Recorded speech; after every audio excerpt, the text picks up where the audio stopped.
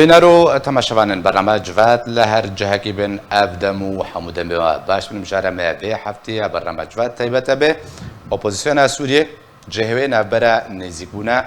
رژیم اسد و ترکیه مجارم من ولگهریک جیم مستا عباس مصطفى اندام پولیدوریا پارتیا دموکراتا پیشوروا کرد لسوریه لقال نفسكاري كورد روني علي وهروها لقال ممستا عبد الله قدو اندام دسته سياسيه ائتلاف وري قوتو بشكرن تماشاوان هجا هونجي كارن فرسخوا اراسته میوان برنامه جواتكم دري هشنا كومنتان با كونها برنامه باوای که راست راست سر اکران آرکی و دهمان دمیدل سر پخشا رادیو عرباست پخش کرن بهلن وزه پرسینوا اراسته میوان برنامه جواتكم بهویتكم کو پرسیوا د چارچوبه مجاري دبن تاكو بكاربم اراسته میوان بكم مامستا عباس سزير جمتا دست بيبكم ابن زيكونا نابرا رجيم اسد و تركيا دا كو كار سرتي كرن آماده كاري جيرتين كرن سر آستي برن سروكين دولتا سروكي تركيا دا خواست كو اف جينوري دار خستن نشانه چو گوهارتنه که ده هفکشا سیاسیه دوری بگشتی ده همان دمه ده سوریه ده به تایبتی ده بله سپاس ورا قناة آركي و كاركرن وي سپاس جمعواني ترى سپاس شكرا خاص سلاب جا ماموسا زنارة ساعتا وخوش وعبد الفدامة ام جي رأي قد مسألة دا بدن او حالكي يعني الشكي ولي دقيقة نفرتنا كردا اب حالها قلقي دقيقة معلمينا مسائل خو بيشتغلن بنقلي ام مسائلني ولي جهني حساس دا يعني بيشتغلن به حتما غايات النية واهنة يعني ام حقيقي نادن خو ام بيجن ولا اب دولتين جيران يعني شينابي بحبر بدنا بصين شينابي ديالوج بكن شينابي قفتقوي بكن شينابي مفاوضات بكن ام حقي نادن خو بلكي اوش دس مجد هناك ام ولي بيجن حقي هكسيا ام وكملاتي كل ام حوار ام دانو صامل وتقارب شيء يعني منطقه تشقى هدوء استقرار فيها شيء بلكي مصلحه كل جديده هبي وك يعني طرفك مظلوم وخردبين نش صالحين وك اشتي صالحين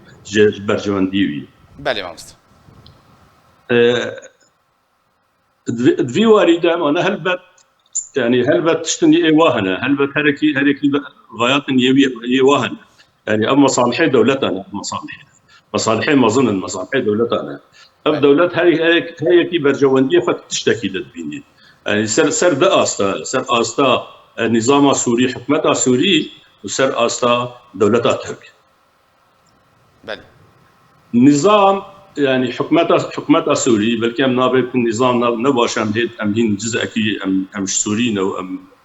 وكا حزب جيت بيجن وكا يعني راي شخصي جي ام جزء اكي سوريين او مشكله ما رزقيت ام اجي سوري داش بري ام تنافي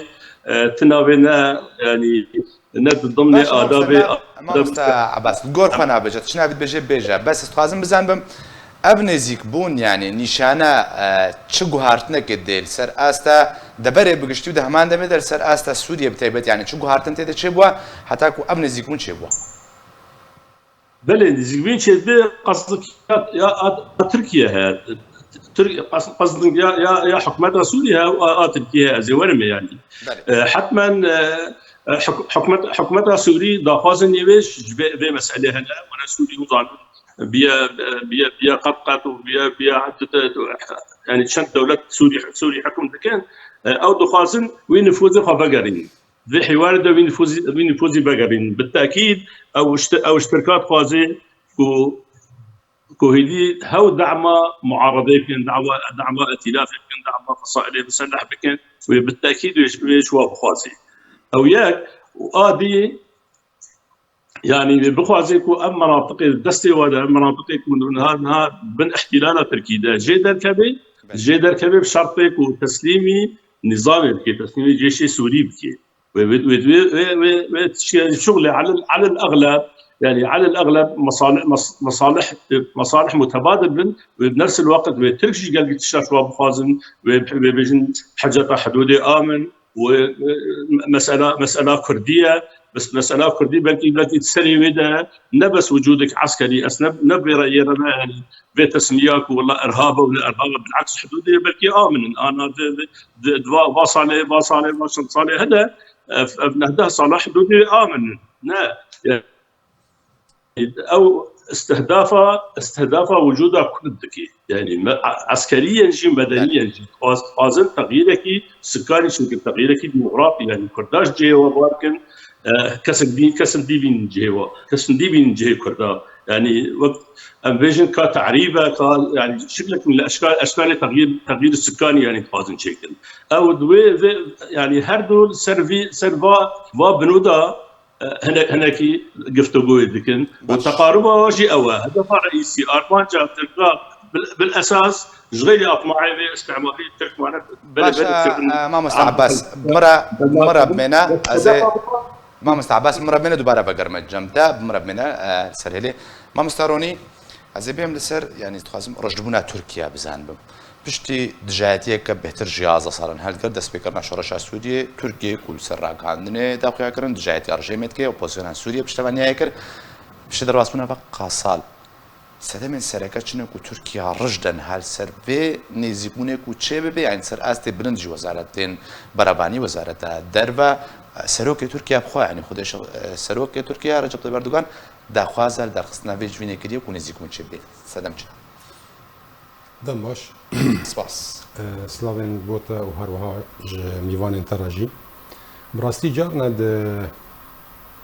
بنگهن بریارن سیاسی دا دم جهکی دگره جهکی گرینگ دگره یعنی آن تی گوتن ترکی بو افقا سال دجبری آن دجایتی رژیم سوریه دکه دباوری مدا اوا نگوتنه که یعنی وقت به راسته صدی صد نراسته بلکی دمه که ترکی وقت پیلا کوچه بو یعنی پیلا کوچه بو افریجیم که بشه افریجیم و بروخه ترکی جد خواست لگور برجواندی ان خواهن گاوان با وجه ل پشتی دو سالان جوه ترکی گیشته و باوری کو افریجیم مایا یعنی و بمینه لگور وجه تکلین خوا دبن را برجیم را قط نکرنا یعنی لتشته ایرو چید به ایرو روسیا د آستانگیه که ده کریزه که ده انجام شر و جنگاوی به اوکراینیا را ترکی دهن کریزن خوی نافخایی ده و هر وهاجی لپیشوی هل بجارتن هنه سوری ده کریزه که همدمین ده اف کریزانا بحوجی بتایبت جبو روسان و ترکان بحوجي يعني قافك بي آويتن كل بيش خلقي وان بي ناس كرن كو اف رجيم برفا سركوتنا كيشو دواري سياسي دا اف جعالي كده جعالي دا جي اف رجيم جي بحوجي كو اف دولتنا يعني ما بس تامجي تركي لسروي وابي و اگر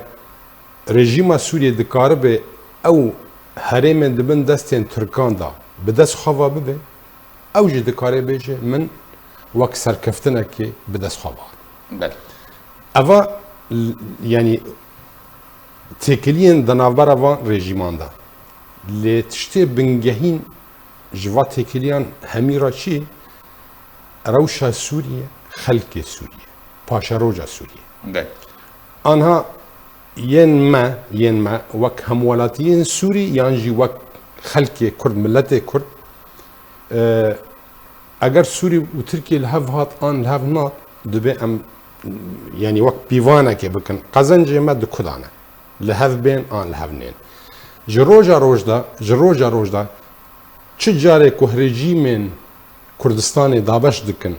لحظ هاتبن دوی روجه دا پیلان لسر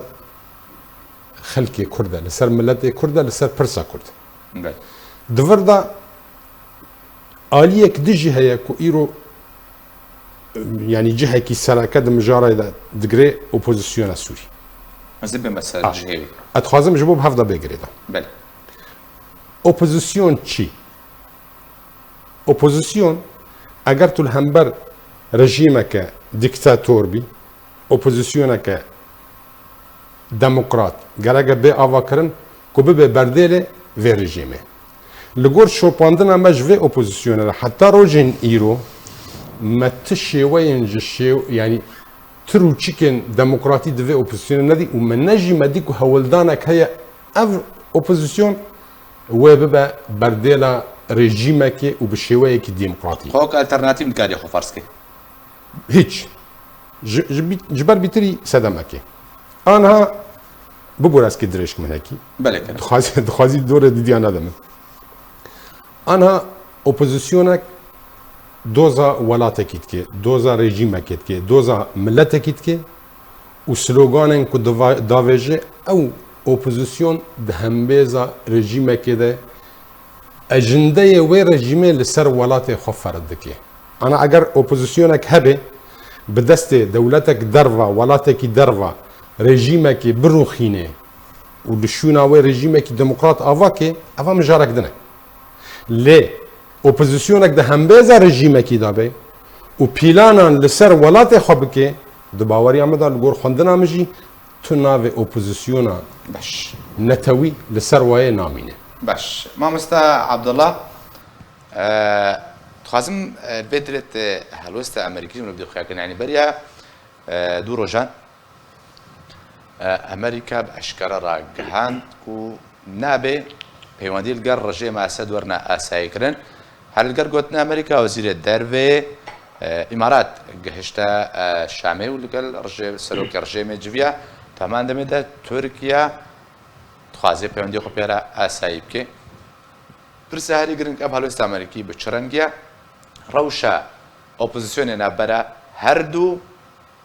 آلین کو تخازن جم نزیک بنوی چبه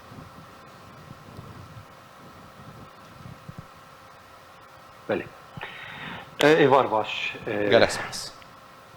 دسپیک ده هلوستا امریکی درباری رژیم ام بیژن او گوتناوی گد به نا شخوا زیدی جارتی گوتی نا جکم دیجی نج ایرو دیه و اگر نج امریکانا با جخوا ایرو و تکلیه سرید دولت عربی بالرژیم خرطبانا و رژیم وگریا کومکارا عربی وإذا صندن بير حبايا وليه يعني أمريكانا نقولتي إيجو تكلية خاف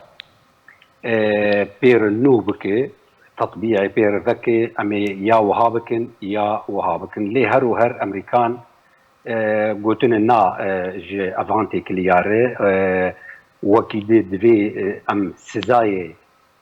أبوريجي سيرفي رجيمي هالناينن وهر لجيبن ويا ديجي جخوا او بروجيا كود بيجن جنوبا افاكرنا السوري اعاده الاعمار جخوا بي اوجي ام اريناكن لسر حتاني ك بروسيسا سياسي ناب دولتي بسر نكفي يعني ندوي تشارچوي ده ليه وقوت يعني امارات دهبو لجم يعني سروكي الرجيم السوري دجيفي وإيرو تركي جي أفسري تشان ماهاي تيكلي ودانو صندن وبري وزير خارجية تركي بوزير خارجية الرجيم رجي كوي أو ببي براستي أفد هندري أمبيجن راكيشانة كده دنابرا هيزين كو خودبينن هنكي يان سربخوا يان جارنا جي ناكوك بأمريكانا روس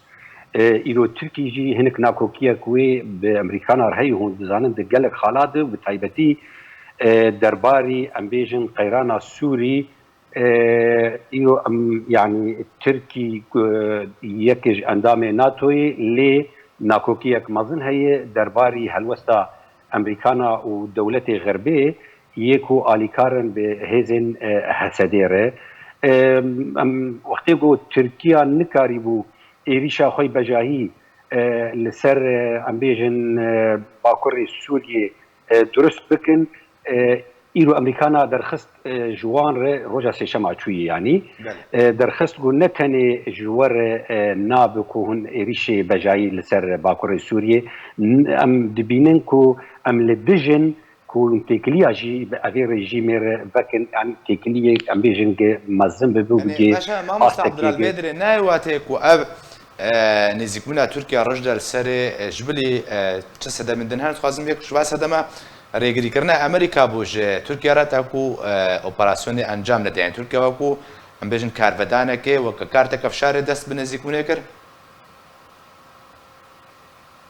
پرساتە هەنگی دووبارە بکەم مامۆستا بێدرێ نەها ئەمریکا تەگوت و ڕێگری لێ کرد ئۆپەراسیۆنی ڕێگری لە ئەنجامدانە ئۆپەراسیۆنە تورکیا کرد ینی ئەم ڕێگریکردنە ئەمریکا تورکیا لە هەمبەرێک کاربەدان بوو ڕەدفعل بوو چوو ئەم نزیکبوون بڕژێمە ئەسەدرە دروست کرد تاکووەکە کارتێکە فشارێ لە دژی ئەمریکا بکاربینێ أنا أفتح جرا تركي أمبيجن كوشي نشكي و خرطر بويه بريتنا عم جريداية بهلمتا هالبجارتنا سروكاتية هم دري تركي دي برنجي كي تايبت يعني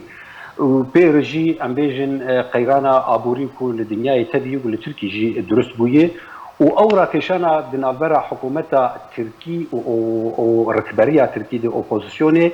اف سي خاله سرکنه قد هيلج تفجرا تركي خورتر به جبري بلكي برنجلكي قلكي تايبت جي غريداي به هالبجارتنيفه لي بيغمان دوي چارچوي دي اگر تركي قريبا تشتكي ذكر بايا بلكي اف يعني الترناتيفه كي دهندري فيدانو سندني دي بينه وهر هيزن حسدي آسركية لبيشيا حكومتها التركي. باش ما مستعبد دوباره بقرب جمتا ما مستعباس يعني مبين بقولي باب بيش فشونن كوتشونو كوت ديخ يا كرنجي هم كارن بيجن كورجيما اسد لسوريا بسركتي لوما نها ولاتن جيران ولاتن هرمي تخازن جارك دي بيوندي خو بيرا بقرينن بلي أزد بيجم يعني منطقة حمين ندسي خدا شو يعني شو كرد ندسي خدا هو الرجيم ندسي خدا ترجي الجام مؤشرات يعني كأنه ولا جيفهم دكم كو مسألة سوري برو حل كبير بلكي أوضاعها كسر أوبسيوني بلكي صبا مؤتمر بشتي شيء بان جنيفك دي إضافة به يعني أبوك ضغطك على الأغلب ضغط السر معارضيه سر ائتلافيه يعني اجي ترى رجيم كانه قرارك دولي يعني بريارك دولي بيدر كتيك وبميني اسبوار ناكم امارات وغير اماراتها دوسين امريكانا بكارن سر حكمتها سوري ده هرن ورن بامريكي بموافقه يعني مؤشرك كو يعني وداويه بين وداويجي في مسألة ده معارضة قلز دكن أجد بيجوا هوانا كلام كلي وقت ميوانا كلام كلي يعني رجيم وقتك وضعك باشتر ده يعني حكومات وضعك باشتر ده تقوي ضغطك وتنازلاتنا والمعارضة سوري وبار دكن أب نشخو ده أجد بيجوا أب نشخو ده يعني نحلك أوبوزيسيون ما مستعباس أوبوزيسيون حل بريد ما مستعباس اوبوزيسيون وتنازل حل شو فام نرينا مدى نرينا بارتيا مدى زوك شخص جوال البين يعني اب مؤشرات حمي يعني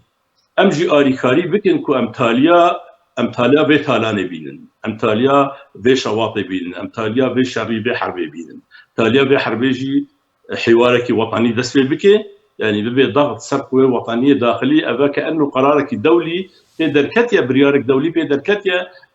جدور با يعني سهكاوي دخويه شبحي دخويه ومساله سوري بحل بكن جبر بي وداويا بي مشتري دخويه تقدر نمانه سوريا حميد الخراك دخويه تقدر نخرق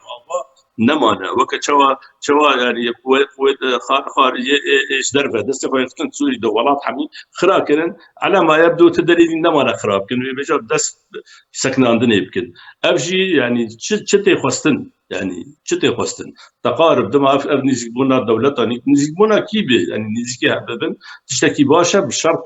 نسر حسابي ملتي سوري بي ونسر حسابي كرد بي جبري امواك كرد كرد لازم ام يعني ببرسنكو امريكي شخرا ببين ام شاو غسر صحة سوري يعني وحاضر وكو بعدور ما مستعباس بوهارتن هاتنا وحلاوي امجد بجند الحرب ده بس حرب حوارك تشيبي مؤتمرك وطني تشيبي حميك استيدا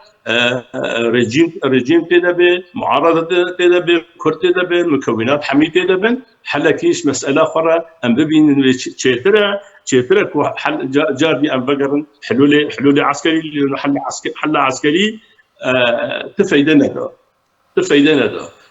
يعني تحمي أودا باشا أولا عبد ما بدقري دري هاتين احتلال كنت بدقري اتفاق تشيبي وكم قديت وكم من أولي بدفو بشرط النظامي بلكي الشرط أول بي كوترك انسحاب بكنش عربي سوري شل إدلبي شل سريقانية بي شل عفيني بي إما برجواندية إما كردات ويدا هنا مناطق ما تحرير دبن بدقرن جهة نما هيدي شواطئ تشيل نما خراكرن تشيل نما انتهاكات نما داري زيتونة تينا برين يعني موكا كل يعني ما مستعباس بس بدي يعني افهموا اولويات بحث افهموا خشاك وتبحث كان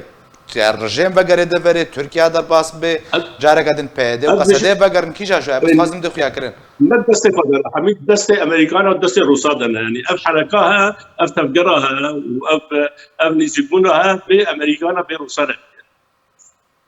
يعني بي نبيه يعني بينا ام خشت مرض منا ما مستعبس از دوباره بقر مجد ما مستعبس مرض منا ما مستروني زي بيعمل سر يعني هلوسها بربرسنت تركيا خازم بيدت راوس يعني هنا جار بريادمك سروكي تركيا داخواز كر كوج من الدرخست هر ده مولود شاوي شغله راقهان كو جفين لقال رجيم اسدنا الدرخستن ببي هنقوم بجن سرباري ببي رازي بونا وبنا بجن رب رازي بونا اوبوزيسيوني بس يعني يقول مجن هما هنقي كم كامل نبكنا كوكو بعد بيجي رغما عنه عن المعارضه ايرو اردوغان جاركدي پەیوەندیکە تەلەفۆنی دەلگەل بۆتین داخوازە دەرکردنا چەکدارێن پەکەکە و سیب سەربەکرد بوو ئەگەرە جارەکەدی ئاسایی ئەگەل گەڕژێمە ئاسەد ڕاوەستیانی ئەف لێ دوانن بەرپرسن تورکیا بەرواژی هەبنە هێنە جواناکی بڕاستی ئەف نە لێ دوانێن بەرواژی هەبن ئەوە هەر یەک ئالی خۆ بەدخوازێ وەک کاغەزێکی بدەست خۆڤە بکێ داخێ سەر پیڤانن یانی و لە گۆرە وێژی ئارمانجێن خوا پێک بینێ ئەگەر ئەم تشتێکی ji xwe bipirsin ئەم خەلکێ سووریە تەواهی کورد تایبەتی ئەم قوربانیە چنە ئەم قوربانیە گوهدانên ev helwest û lêdwan û wek dibe gotinên berpirsiyarê Tirka û berpirsiyarê Rûsa û berpirsiyarê Emerîkanan em qurbanê vê ne yanî eva krîza Sûriyê bi rê ve dibin li gor va helwestan û em jî dibina qurbanî bê lê tu nerînê guhartineke stratîjî di vê herêmê me de heta rojên îro cem kesî te ne an hatê gotin Emerîkanan wê razî nebin eger yek ji dewletên Ereba têkiliyên xwe bi Sûrî re vekî ew eynî wê ew Emerîkayê ku yek ji êberî çend rojan berpirsiyarê wan digotin digo ji mafê Tirkayê rejîma Tirkî xwe ji tîrorê biparêze mebesta berpirsiyarê Emerîkî ji wê lêdwanê çi Tirkî dibêje ez li hember tîrorê me mebesta Tirkan li hember Qesedê Qesedê jî beşeke ji hemahengiya Emerîkanan li dijî Daişî berpirsê Emerîkî dibêje ji mafê Tirkayê xwe biparêze tê wê watê ku ew berpirsê Emerîkî dibêje Qesedê li gor binavkirina Tirkan Qesedê wek dibe yanî bi terorê naskirin dê tu çawa Qesedê bi terorê naskirin didî û tu çawa hemahengiyê li gel kî ev ji alî kî ji aliyê de îro tê gotin em dubare vegerine ser ragihandinên berpirsên Tirkî ku berpirsê Tirkî dibêjin bê opozîsyon ya jî em najone ser opozîsyon ya jî gerek opozisyona Sûrî بشك بجوه دانو استاندار بله باش چه به دست اپوزیسیون هی که کاره به گرانیا که بکن اوا گرگ اپوزیسیون خواب پرسه بریم خواب پرسه چه دست هی یعنی او پلگا که اپوزیسیون به دست خوابا بینه و لسر و گفتگوه بکه چی اپوزیسیون ده هم بزا ترکا ده حتی او دورن یعنی هرم نافچین که کتنه بن کنترل اپوزیسیونه او بخواد بن کنترل ترکا دن ند بن کنترل اپوزیسیون دن یعنی او چکدارن لوا هرمان که تخواست نخواست لگور کریارن وان وکه ناندوزن دبن دست ترکا دا کار دکن بله هجا اگر اپوزیسیون که بیجی از اپوزیسیونم اجی یک خلق سوری ما اجی یک خلق کردم که از اپوزیسیون پرسم تو اپوزیسیونی و تتخازی شرط و مرجن خواه لسر رژیم فرض بکی باشه؟ بله خواندن آتش پاشروجا سوری را چی؟ تو چاوا اپوزیسیونی تو یکینه نشتجیبونه لعفرین آوادکی تو چاوا اپوزیسیونی تو دار خلقی دبرکی تو چاوا اپوزیسیونی تو بدست وا چکدارن کناندوزن رژیم ترکیه تو خلق کرد تواهی خلق کرد تو معاقبت کی باش اف اپوزیسیون که بصدان و ده صدان داعشن كل رقای و كل هرم دن رویان هاتن کتن ناف فصائل وان ايه چکدار اوانا هم بیس کرن لبرانبری و اگر کردکی روجه که دو روجه ده روجان به تور ریوبریا خو سر کارا کربه العفرینه لگور برجواندین و پیدوین جیان اخوا اوا ایرو تی توان بار کرن باشه از تو و خلق ما و خلق سوری توا گرگ پرسه اف اپوزیسیون و چه ملت سوری را پیشکش بکه ده باوری آمده اپوزیسیون ایرو ده میزینه ده خواه نشاندانین که خلقی شونه چل ادلبه بیچل جراب لس به دجی به پینگاوا ترکیه و دجی لحبهاتنین الگر رژیم هست یعنی تشتکی باندوره که بتن خواه نشاندان هیچ باندورتنه اول بن کنترل دانه اول جاراجی حتی او دوز دکن که واقعا پیشاندانه چه من تی باله ما ده بیرامده یعنی دما که رژیم بر روخاندن یعنی سلوگان روخاندن چون هنکی جه اولهین رژیم جه خلقیت خواستن دو دا کم کولانن و بیجن ام باش مسترونی ما مستا عبدالعزیز بیم یعنی الفيدرس خازم نهار وشا اپوزیسیون سوریه بزن بمقام نزیک بون چه دبه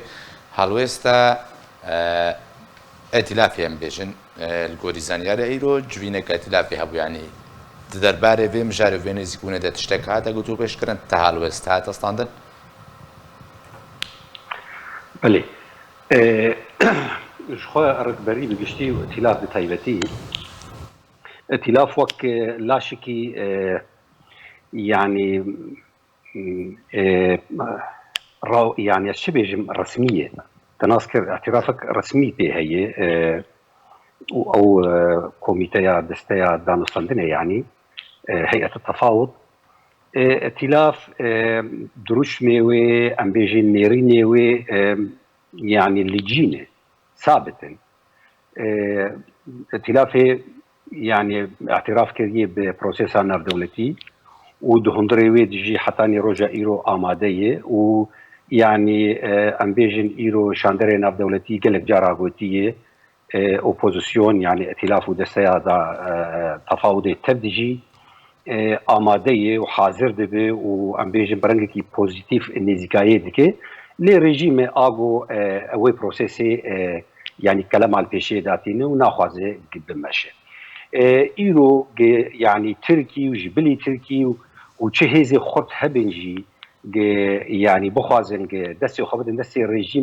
ريجيم اوي رواتيه ناستينه يعني ايرو نتوين يكبوي غاوا غول ماسيا جنيفي دو اليه ويده اليه جي شخ ريجيم اليه دي ركبريه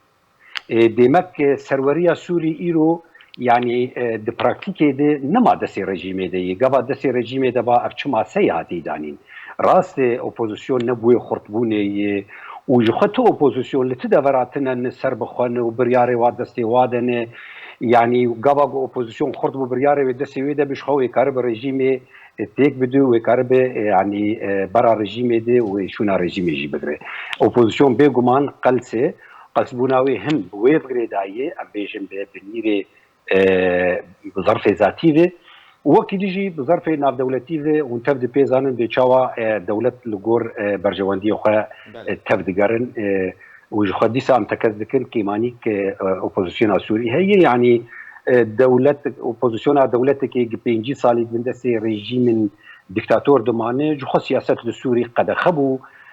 حتى انا بارتي بمعنى قلتنا بارتي تقريبا للسوري تنن يعني لسر استك سياسي وك ريجيمي هندري جوار هذا يعني ائتلاف تكزدك كو يعني ام بابندن ببروسيسا ناف دولتيره یا درباری کریزا سوری چاره سر ببی و کمیوی ام نکارن يعني کمیوی تیدا کرده چوابک يعني تی هر دانستاندنک برژیم ربک بین توین یک بوی بگرانتور تشتكي فالا يعني درعا حياه حمصي وحياه آده خلكي كليكر ودبل جرانتو يعني تشافديريا روسيا دجي او خلقانا حم ايغات انقرتون وهاتم كشتن وبالتالي تشينابه ائتلاف دبيني جنابه تو نزيكاي ترونشتن ببن جبلي ياكو دبن تشافديريا نتوين يكبوي دبه لي إيرو ترك دولتك باشا يعني ما مستعد البيت برسوا يعني اگر هاتو ام نزيك منشي بو بيشكاتن كده تدا وتوات جنبجن مسار جنيف روي بمنه او تشتكو اوبوزيسيون دا خواست كيد بريالا ناب دولتي ودبنسيا نتوني قلت ده تواتك جارد منه اگر ام نزيك منشي بو ناي واتي كون بجن مسار استانه بسركتيات سوريا ده انا مسار استانه يجي تشتي بقى انا ند بالنافي مساري استانا دي مساري استانا الاستانا هي الموسكوي تنذكر انا تشتي قد برا الرجيم سوري دي وحكومتها التركي دي دبن بوساطتها الروسي الروسي لسر يعني لسر شيء اساسي في كاري دكي يرو يعني بيزان بيناكوكيا نبرا روسا وامريكان دغيا شيء استي بيشتي شر اوكرانيا و ایرو ترکی جی جخور دخوازه ويتخ خدمت خود ایرو او امبيجن او دافعي روسي خوازه تخدم خدمت خود بيشتي قد نره امريكان وك يعني اري اندامي كي الناتو دايب هبر اللي امريكان يعني تم او دبيجين ترك دبيجين مترسيه ما دبرجابي خور درباس ناكن وام جبينا بيبنابين وبالتالي نا بروجي استانايه اف بروجيك دوالي تنيه تركي بالرجيم السوري رأي. باش حتى كو بيواندي ما مستا عباس سوري قرتن جاري كدي دوباره بقرمه جمع ما مستا روني مبين يعني الفيدري ابها بيمانيا يكون هاتشي بامن يكون روسي نابين كارا يعني بخاب كار مجكو بجي سرپرشتي لغوري كو داخيا كن كو بخاف شار رژيم كت يعني امن بين كا ابن يكون شبي ابها بيمانيا كو شبي و چباندور روشالات چمه فرات بك لها بيمان امريكا قصده يبكى بيدا كل جي داعش الشرط كنوا امريكا وبها بيمان خد زانت شر داعش ده وباندور روشالات چمه فرات بچران ديبكي انها او مجال دابش تبيل سر دواليا بله عليك اگر عمل آلیه کردی ده بنیرن افکر یارن این قصدی این کل روجاوای کردستانی بون کسی ضررمند جه خلکی کرد بو نه آلیین ده بون نه رژیم بو و نه ترکی بو اوا ترکی وقتی تخوازه دبیجه از تو نکرنا قصد تخوازم از اوا وقت بهانه که وقت تجاری قصده جروج ده حتی روجن ایرو یک گلجی بر و ترکان آبیتی اگر كريارين وهبوا لسر خلقي كرد لسر رجاوي كردستاني من لفت كسيد بو يعني بلكي جما في يكي كرد به بيجي قصد بافكر يارانا روشا رجاوي كردستاني تيكدا لغور اوبوزيسيون سوريا رجيم تركي اف بهانا جي خو ناغري اجا باوريا مدا اگر اوا نافي هفيمانا اوا تشتكو تشيد به اوا جيروكا كنويه چیروکا کنیش در باسبونا چارای روشا سوریه بسر پرشتیا روسا و بچافگرتنا نخامدنا جالی امریکانا او جبر برجواندیه نوه اگر هات و قبل هفكرنا تشيبو اگر هاتو قبل هفكرنا تشيبو دباوري مدبري هر تشتي ت كشي المزن لجام قصد تنك و بالرجيم را تشارة سريبك يعني دي ساعة بيجم سلوغان ودرشم وهلوستا دين آليكي لسر عرضي تكشتنا جبرتش دبي ام وگرنا شهر جمع دبي ام وگرنا دسپیک بین مبیلاتا بری چهار جا قصد داخوانی که ده خواز جو پوزیشنت که بجورم هفدو بگرن تاکو ریگری ام گروه ونزیک بنبن که بج برسکتی کنن وید کدانستان کردی بید مگوت ام دفج هلوست و راگهاندنه برد اوا وقت دبي الاستهلاك المحلي يعني الاستهلاك اليومي تجاري تبنجهن كو اوبوزيسيوني اگر ام نابل يكون اوبوزيسيوني قصد كو مثلا بكتن يعني كجان اوبوزيسيوني اكو قصد دوزيلتك كجان اوبوزيسيون اگر اوبوزيسيون عربي ما بس تويبه ما اوبوزيسيون عربي دستكن ويب دريا تركارا ناكوك وركبرن بقصدر بله اوپوزیسیون دیکی اگر مالا کردی بیجی اگر مالا کردی به اد بیجم برادرین ما ین عالی سیاسی کو قصد بریود بن تبنگه جدان استاندن را نشت تبنگه دان استاندن نهشتن يعني بله ابجي دكوي بلانا كدون يكو ريجيم جي عاليك جيا و ترك بخوجي عاليك جينا جبو ام هنا كي بزلالي سردن كن بله لي اگر هاتو و قبلها فكرنا تشيبو قبلها فكرنا روسان يعني بواتايا كو روس قاربن في بروجي بريفا ببن كو قاربن بريفا ببن دباوريا مدا يه هري سركفتي دفي بروجي دا وي ترك بي ترك بن يعني حتى كو جهري من كنت بن داگیر کرنا وان دا جي وکشن جي اللي وي برجواندين خود پاشا روجا سوري دا خورتر بكن و دو تركاجي و رژیم سوري به لپیش ملت سوري و بدا خويا كر كم كاربو دست كوتنا بدست خوا باينا تشتك د ناف بريدا نب ناف اوبوزيسيون كاربي رولا خهبه و نجي ناف كاسده و ترولش كثير انا هيرن جبرتش جبر افهمي دبن دستان دانا يعني اگر ام بيجن هيزا اوبوزيسيون بي تركشي هيزا خواهي بي تركا اگر ترك دست وكشن دمينه هيزا كبهيز اگر قصد نش بشگيريا روسا به نش بشگيريا امريكانا به نش بشگيريا رژیم به هيزا و كومينه يعني دو ام تشتي البرچاوان دستكن واتا دستكن قولي كنت بيجو باش بخونه نج ايرودا روجا روجدا بيجر اتخازم بس في بله مستر تمام بكم يعني انا دي ساعتي قلت امريكا دهيله وامريكا نهيله روس دهيلن وروس نهيلن تركي رازي به وتركي رازي نابن اف ماسين كبر سر دهات رونشكاندن اسيتانا بو جنيف بو نظام چبو اوا همينا ما ایرو سوری در باسی روشا کدی او روشانو پرسادی دیده پرساده کمت خواهد بی روش سر راوستی ما مستا عباس دوباره بگرم جمتا تخوازم الویدر يعني حتى وكان ها امن نزيك بون شي بونا بيش فشون نزيك بون اذا تشد بن حتى وكان ها اسرائيل و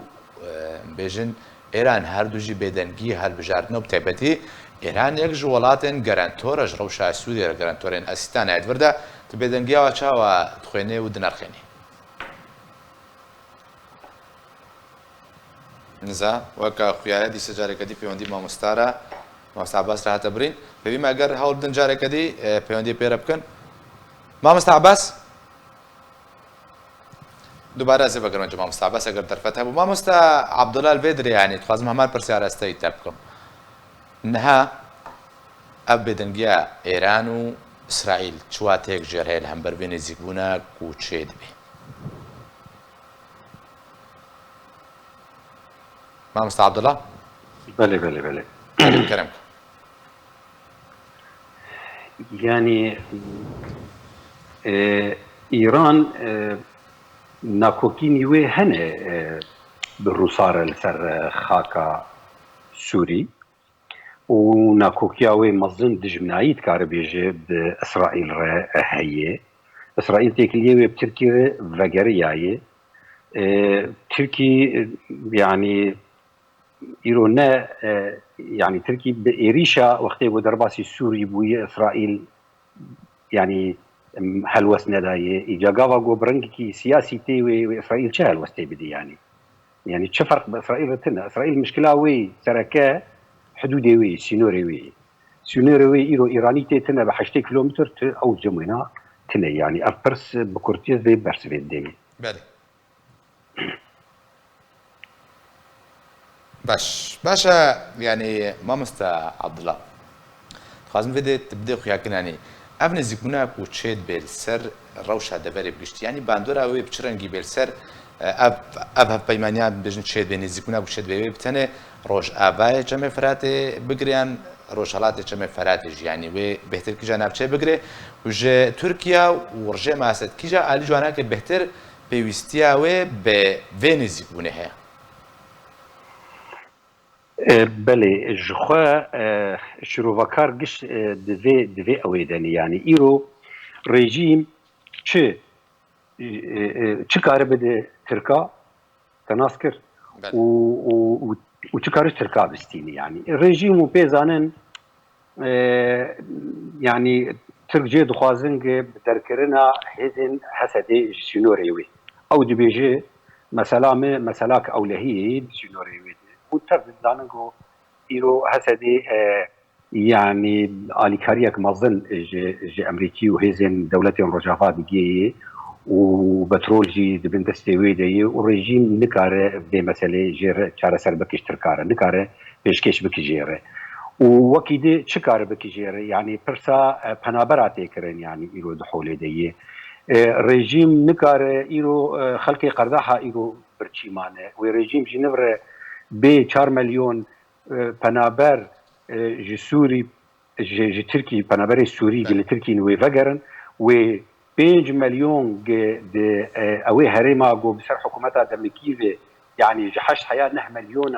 جنبر سوري فقر وسوري جوار تشبك يعني خدمه جزاري الهندري شامي قطبيون بيزانن يعني ايرو نكار فيجي جير بيك بين يعني وكيده تشتك رجيم نكارت تشتكي بك واسكارم بيجم يعني قلنا الروسا كوفاش الرجيم كربا ابجرك حميش رجيم نبي وسبو رجيم دسبيك الجوتجي وامدان وستندني ونيجيبوني ناكن بتركاره بري هالبجارتني تركي ليه خيايه برجوانديه الروساتي هي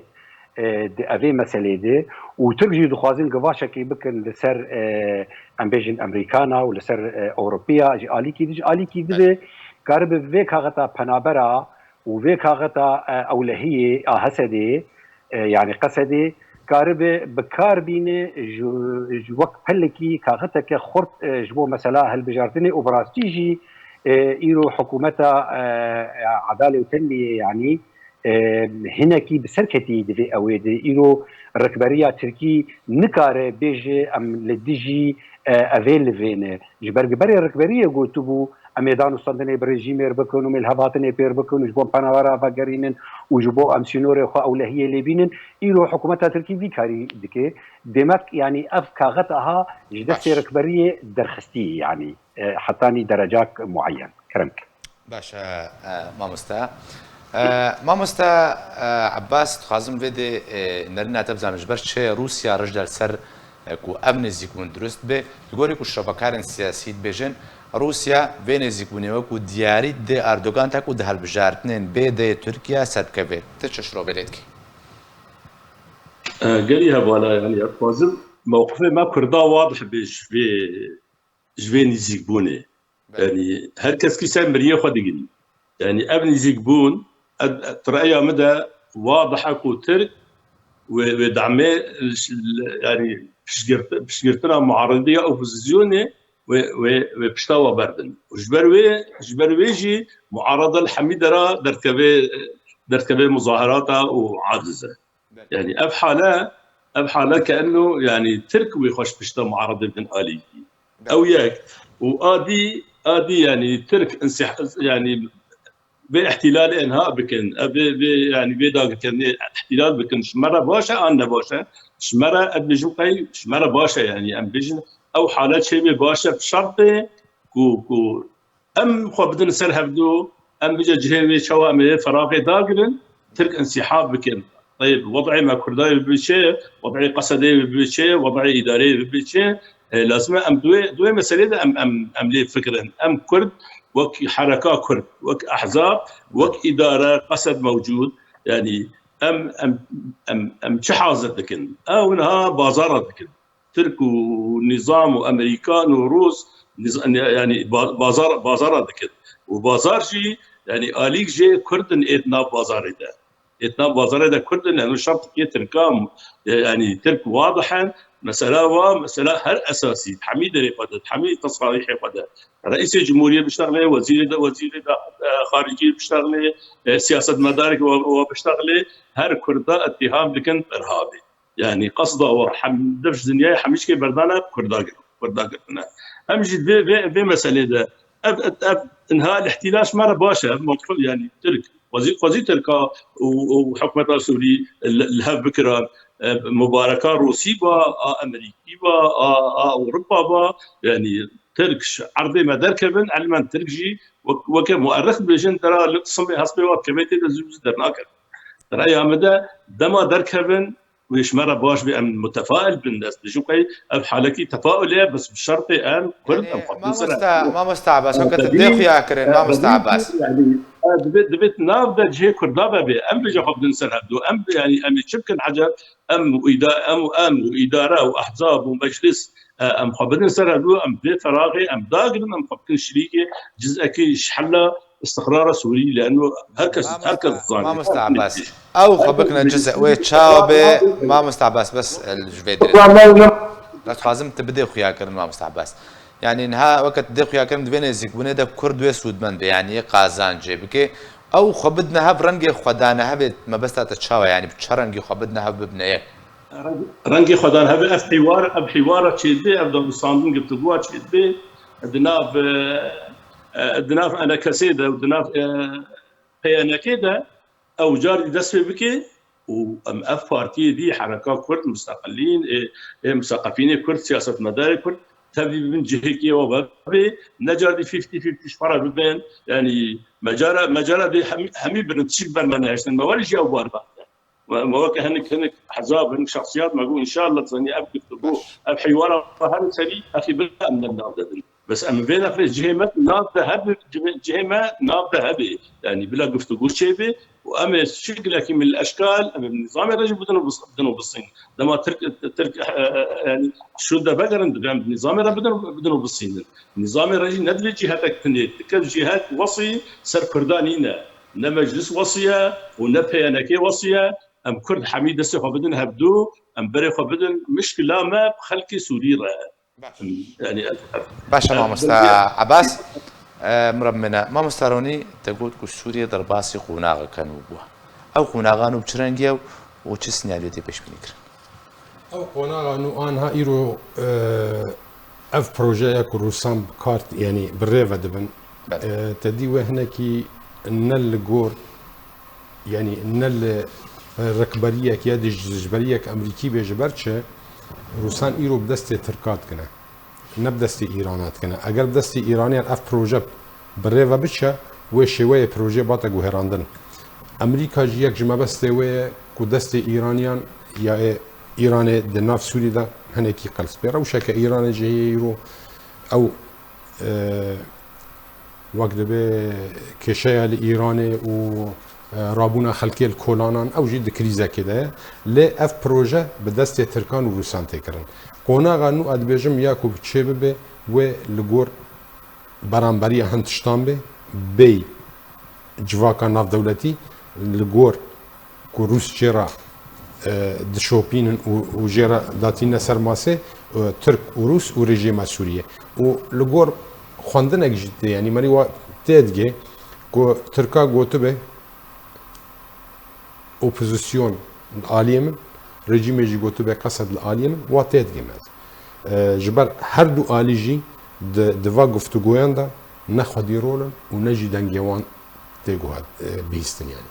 قالك سباز جبوي مع مستوى عباس مصطفى اندامي بوليت بريا بارتيا ديمقراطية بيشوروا كرد سوريا سپاس جبوی نویسکاری کرد رونی علی سپاس جبوی مامستا عبدالله گدون دم دسته سیاسی ائتلاف کومرابون تماشاوانه جا سپاس بوجی کو تماشاوانه مبون جالیم بجی هر شاد و بختور